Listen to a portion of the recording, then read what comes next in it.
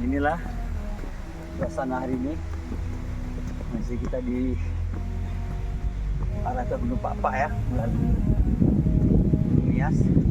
Terpaksa turun dari kendaraan karena tidak bisa naik. Roda 4 nggak bisa naik, roda 2 sudah pasti juga nggak bisa. Inilah perjalanan kami hari ini. Putar.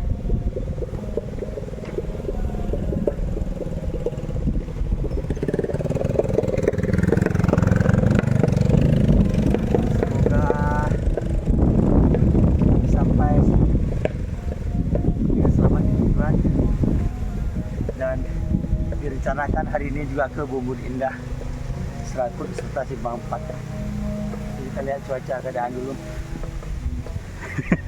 Karena suasananya paksa mobilnya ambil jalur lain.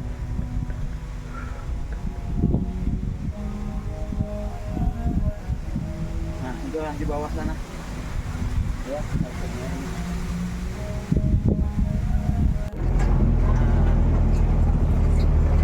Alhamdulillah, kami hampir tiba di Gunung Pak ya.